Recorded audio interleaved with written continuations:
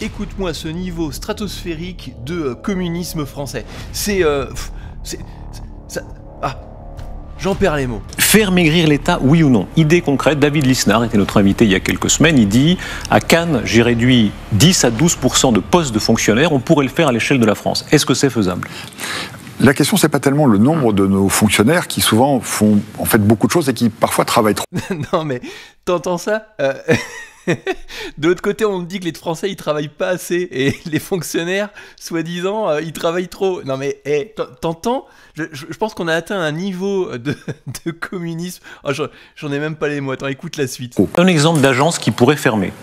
Non, on ne va pas fermer d'agences parce qu'il n'y a pas d'agences qui ont des missions inutiles. Il y a des dizaines d'agences qui se regroupent, qui se recoupent les unes sur les autres. Enfin, franchement, faut arrêter. On peut centraliser certaines agences. Là, ils parlent de fermer des agences. Bah oui, bien évidemment qu'on va fermer une agence. Mais si tu arrives à regrouper deux agences qui font exactement le même travail, deux postes de fonctionnaires qui font exactement le même travail à deux endroits différents, bah je suis désolé, il y a du doublon. Il faut couper, il faut sabrer, il faut tronçonner tout ça.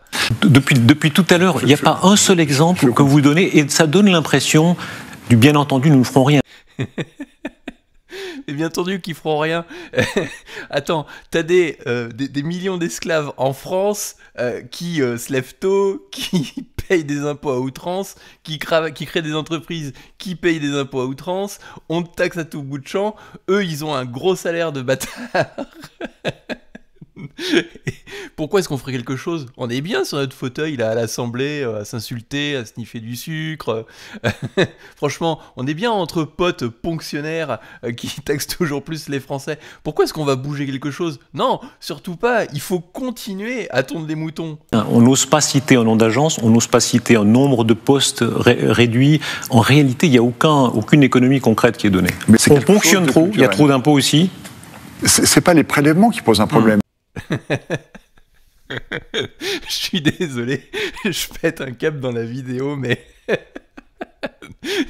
c'est pas les impôts qui posent des problèmes. Bah non, parce que nous les impôts, on les suce.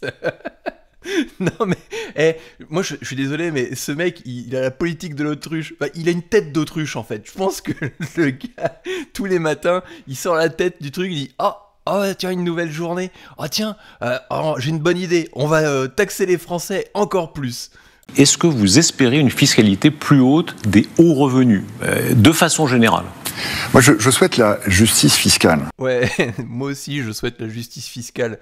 Je souhaite en fait qu'on arrête de les payer tout simplement et qu'on reverse leur gros salaire de ponctionnaires aux personnes qui ont vraiment envie de créer de la richesse, qu'on rende l'argent aux Français, aussi simplement que ça. Est-ce que tu vas me dire qu'un mec qui est payé 7000 boules par mois ou 10 000 boules par mois n'est pas capable de se payer ses petites chaussures? Pourtant, je suis désolé, mais dans l'État, on a un contrat avec une entreprise, je crois que c'est en Isère, qui fabrique des chaussures pour les ministres de l'État. La chaussure, voilà, je te laisserai calculer le prix parce qu'il y a un débat sur le fait que ce soit une appel d'offres ou quoi que ce soit, mais peu importe. Les mecs, ils sont même pas capables de se payer leurs chaussures à 10 000 € par mois. Non mais... Ah ouais, merde. Vous allez frapper les très grandes entreprises. Là aussi, pardon, mais soyons précis sur les chiffres, ça veut dire à partir de quel seuil? C'est les entreprises à plus d'1,5 milliard d'euros de chiffres, si je me souviens bien. Ça devrait rapporter 8 milliards d'euros. Bon, soyons sérieux un instant. Ça va rapporter 8 milliards d'euros le fait de taxer les grandes entreprises. Je sais pas, l'immigration en France, c'est 10 milliards d'euros par an. Qu'est-ce qu'on veut faire? Est-ce qu'on veut accueillir toujours plus de personnes en France qui vont tout simplement consommer le système social français, et donc on continue à accueillir toujours plus de personnes et on dépense toujours 10 milliards par an? Ou est-ce qu'on veut essayer de taxer 8 milliards à des multimilliardaires, parce que bon là c'est le cas de le dire, qui sont et qui ont la capacité de pouvoir se barrer quand ils veulent? Je te laisserai regarder ma dernière vidéo qui est sortie, Bernard Arnault en parle. Est-ce que c'est une erreur de taper là? Quand on voit par exemple des entreprises comme celle de Bernard Arnault qui fonctionnent si bien, en réalité, il y a dans cet univers morose à bien des égards, c'est certaines de ces entreprises qui fonctionnent le mieux. Il faut se méfier d'une comme ça d'une réticence à l'impôt. L'impôt permet de financer les services publics, l'école, la défense nationale. Et puis surtout mon gros salaire de fonctionnaire, parce que moi je profite bien et j'ai pas envie de baisser mon salaire pour les pouilleux de Français qui se crèvent tous les matins. Et puis les milliardaires, de toute façon, quand ils seront partis, parce que tu sais, t'as la petite phrase de Gaucho, ouais, faut taxer les multimilliardaires, ils ont trop d'argent, moi je suis trop jalouse, j'arrive pas à me payer mon sac à main LVMH. Bah ouais, mais quand les mecs ils seront partis, tu vas taxer qui? Tu vas taxer que les fonctionnaires que tu retaxes derrière, et ces mêmes fonctionnaires qui consomment des produits de LVMH, mais finalement qui sera parti aux États-Unis, et donc cet argent-là, il ira où?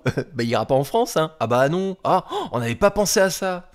Sans être ultra-libéral, quand on voit le désordre dans lequel on est dans, le fait que Bercy n'ait pas pu prévoir un déficit qui est passé de 4,4 en quelques mois, 4,4 à 6, on se dit que mieux vaut qu'une partie de richesse nationale soit gérée dans des sociétés qui marchent, comme Bernard Arnault, que transférée par une richesse gérée par l'État. Vous êtes beaucoup trop libéral pour moi, effectivement.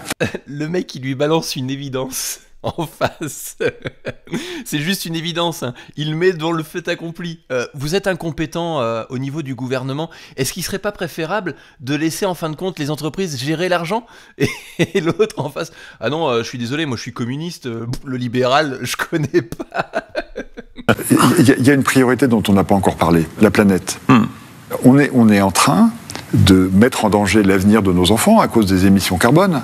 Et l'idée que le président américain veuille extraire plus de pétrole, rejette l'accord de Paris, mais il nous met tous en danger. Ah, il vient de devenir bobo écolo d'un coup, comme ça, pour sauver la planète. Non, mais ça, c'est l'excuse de merde, hein. L'écologie n'est pas rentable. Et on est un des rares pays au monde à avoir le... Non, en fait, on est le seul à avoir le plus de taxes écolo punitives pour aller financer des moulins à vent qui ne sont pas rentable.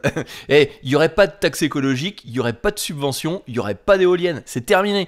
Fin du débat. Et là, il est en train de t'expliquer que les autres, en fait, ils s'en battent l'aigle de l'écologie. Donc nous, on va quand même continuer à forcer les Français à acheter des voitures électriques, mais dont la batterie est tout simplement construite en Chine, là où ils s'en battent les reins de l'écologie, où on va construire une partie des matériaux ou extraire une partie des matériaux en Inde, parce que eux, ils s'en battent l'écologie, mais nous, par contre, on va taxer les Français pour subventionner tout ça. Moi, je pense que la France n'a jamais été un pays libéral depuis Philippe le Bel, sauf quelques années au XIXe siècle, peut-être Louis XVIII et puis peut-être Napoléon III pour ceux qui aiment l'histoire. On n'est pas un pays libéral, on est un pays d'État. Hop, j'attends tous les gauchos qui vont traiter les entrepreneurs de néolibéraux ou je ne sais trop quoi. Là, on peut transformer ça en mème. On n'est pas un État libéral, on est un État... En fait, on est un État communiste qui vise à taxer les Français, qui, eux, créent de la richesse, hein, parce que moi, je te rappelle, je suis fonctionnaire et je ne crée absolument rien, si ce n'est que de pondre des idées de taxes écolo punitives, de taxes sur les entreprises qui produisent en France, d'impôts divers et variés sur absolument tous les Français, parce qu'il faut les tondre jusqu'au bout.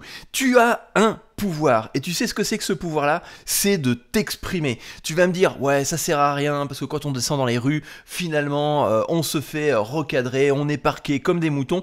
Et bien justement, les réseaux sociaux sont là pour ça. Et on est de plus en plus à s'exprimer et à donner de la force dans des vidéos YouTube sur les réseaux sociaux.